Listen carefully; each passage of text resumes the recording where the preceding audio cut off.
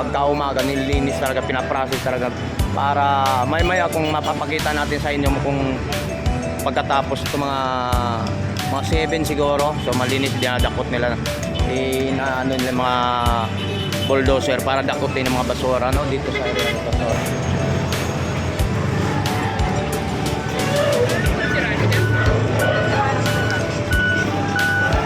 Okay. So ganun po dito ang pangyayari pagka umaga, talagang winawalis nila to, tapos winawalis mo na para tumpukin nila, para ipunin na sa dadakutin na ng bulldozer. Yung katulad for example yan mga guys, yan. So dito sila nagsisimula, mamaya pupuntahan din yung mamaya yung kahabaan ng rig to mga guys no.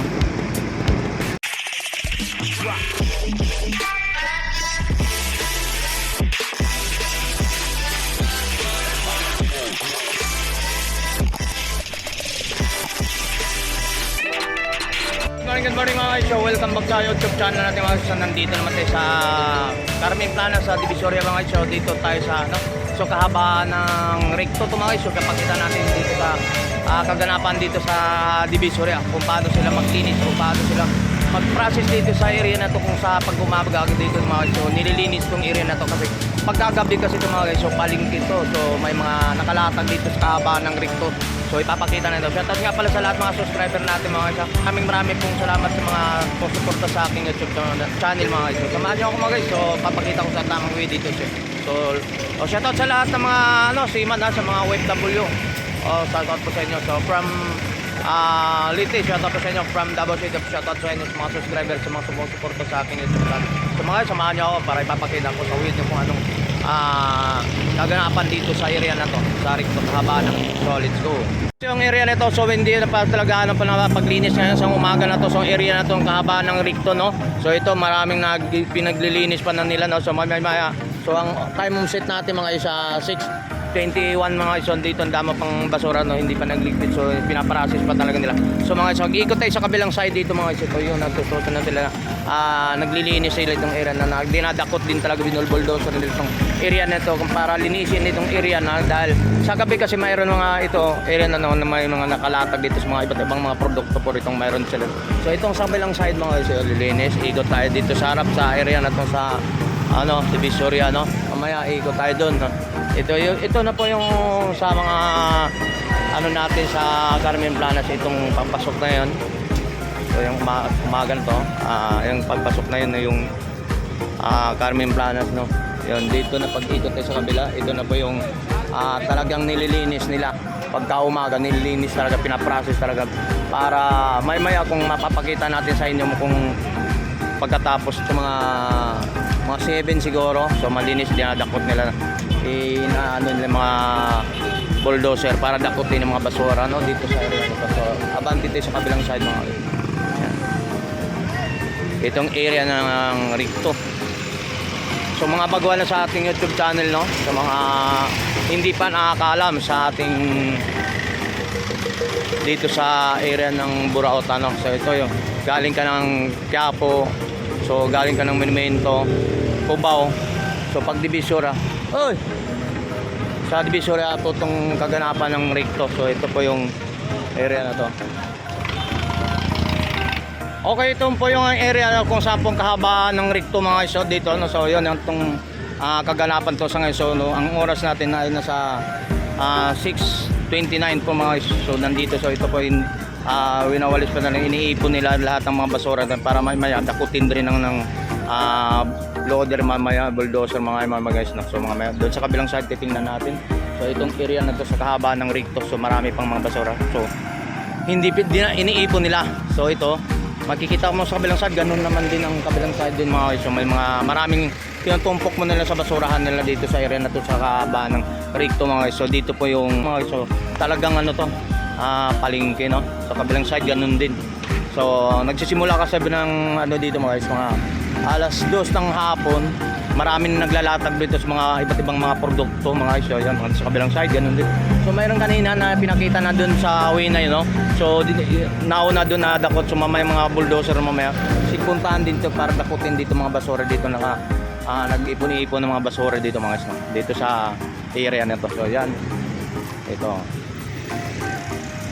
so talagang Kasi minsan maabutan pa nga natin sa ibang araw to mga guys. So nga dito, winawas din ng mga bumbero tong sa area na to. Nililinis din talaga to. Yan. Sa kabilang side pa naman din ng mga basurang mayroon dito. Ayan, tulad yan. Yan. So marami pang hindi pa hindi pa naipon. Hindi pa nawawalis na hindi talaga pala naipon nila sa area na to na para dakutin. Mamaya may darating na mga bulldozer dyan na para dumakot ang mga basura mga guys. Yan, ikot tayo doon sa papunta ng ikot tayo sa doon naman tayo mga guys papuntang ito kahabaan ng papuntang Carmen Planas. So balikan tayo rito sa dinaanan natin, no. So kinuha lang natin yung kaganapan o pangyayari dito sa itong area na to. Yan. So yan, mamaya pagka naipon nawalis na yan, dinadakot din nila yan basura na yan. So ito mo yung papuntang Carmen Planas sa may Burautan na to mga guys, no. Pupunta tayo dun sa area na yun. O dito tayo sa kabilang side.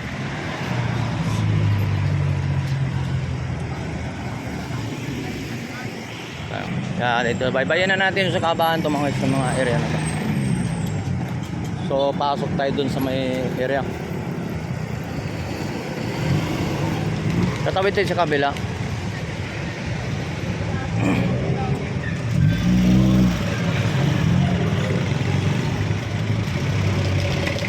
Yan, dito pa naman hindi pa nakalatag o yung ibang na hindi pa nakapagligpit, no. So may maya mga 7 siguro talagang ano na to. Morning. Ay.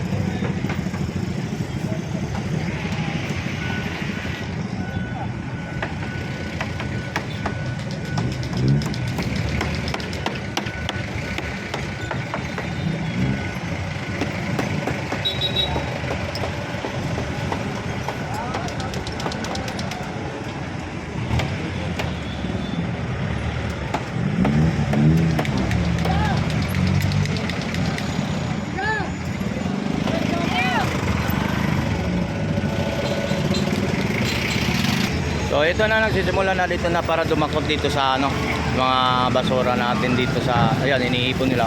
Pinawalis nila yun pero dinadakot para ikarga nila sa dump truck na para linisin, no. Dito yan.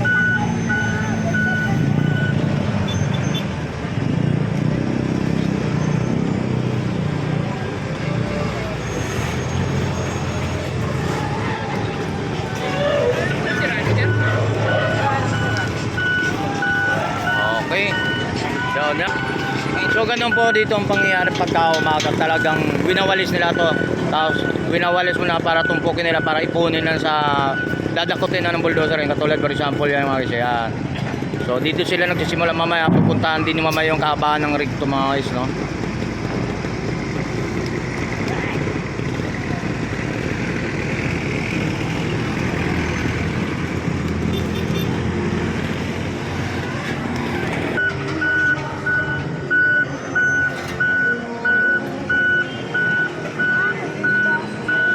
Ayan mga guys, ayan, dinadakot nila ha. Ayan.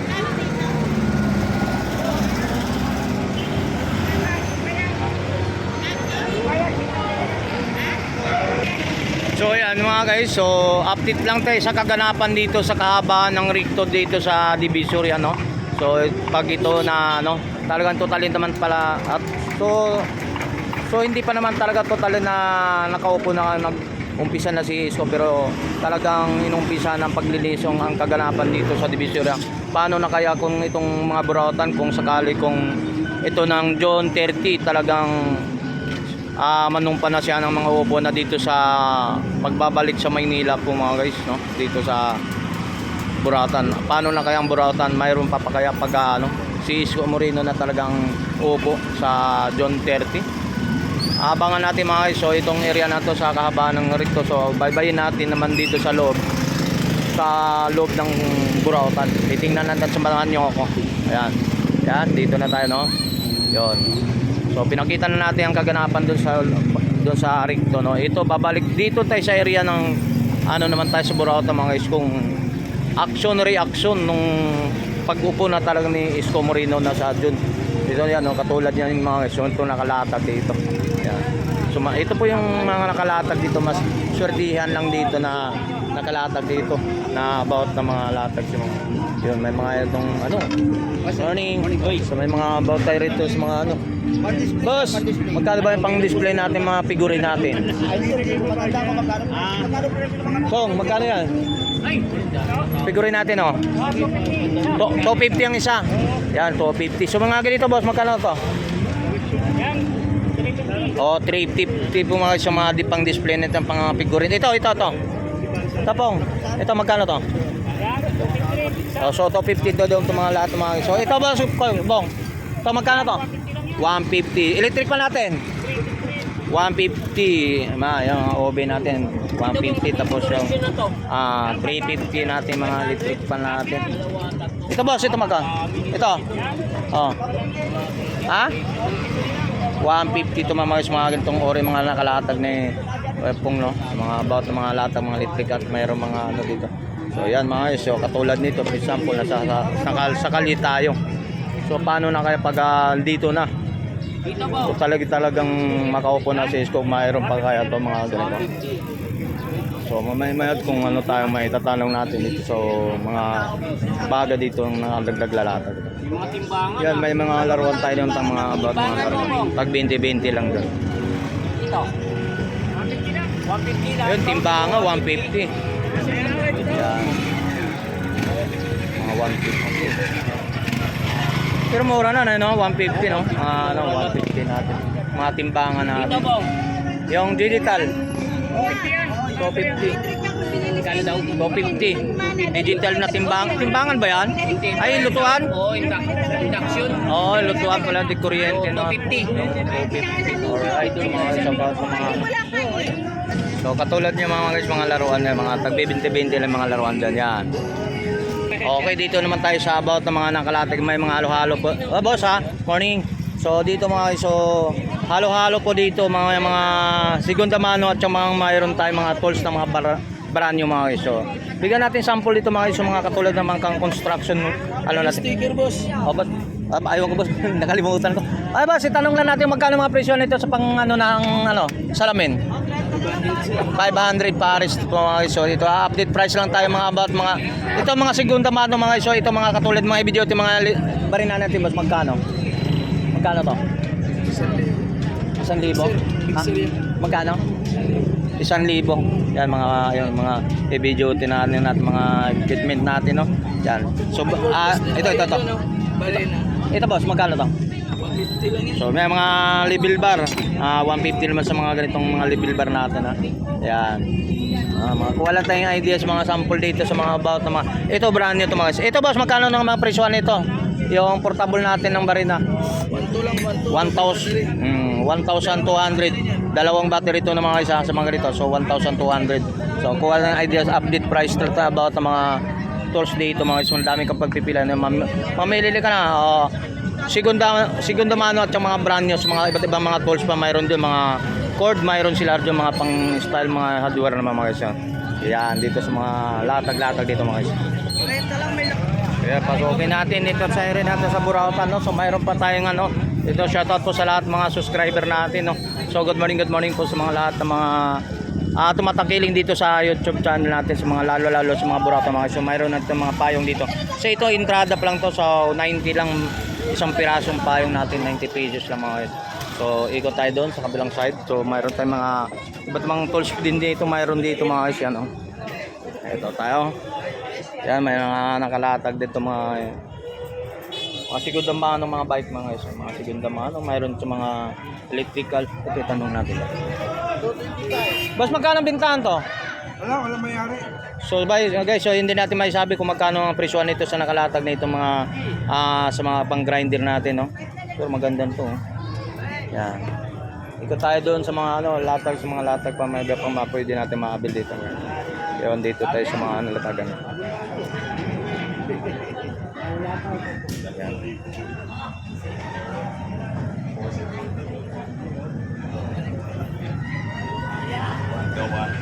Yan, nakalatag dito po.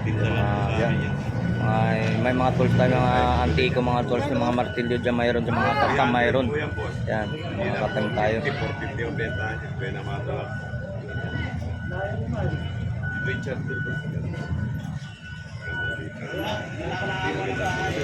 So mayroon natin mga laruan dito sa mga about ng mga karakter mga guys. So itanong update price lang tayo po. Magkano po yung malaki boss? O 1,000 to sa mga ganitong karakter to mga guys. Pero hindi yung mga ordinaryong mga plastic, yung mga rubberized yung mga guys ha. Yung mga dito iba't yung mga karakter po. So mga ito boss magkano?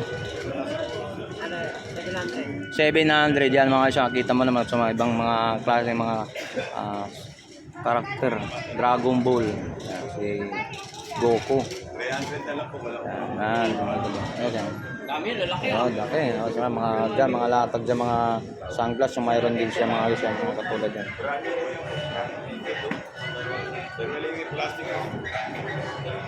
Yan, may mga relo si Kuya dito sa mga iba't ibang relo, mga ano, iba't ibang ori. Yan, dito lang din sa entrada to sa Carmen Planas mas matatagpuan sa mga yan. So may TV pa ano. Ayan, yung mga yayamanin. Mga alas Mga pangmasang preswan. TV box. babae ng gagamba. 500 ba? 500? 800. 800. May mga kalo dito, may mga kalo. So mga ganito boss, magkano ang binta to? 1? 110 daw yung mga presyon din mga kalo natin yung mga tubo. Yan. Mga tubo tapos yung mga ibang mga ano. Original din yung presyo. Kasi iba na yung ganda. Ah, iba na.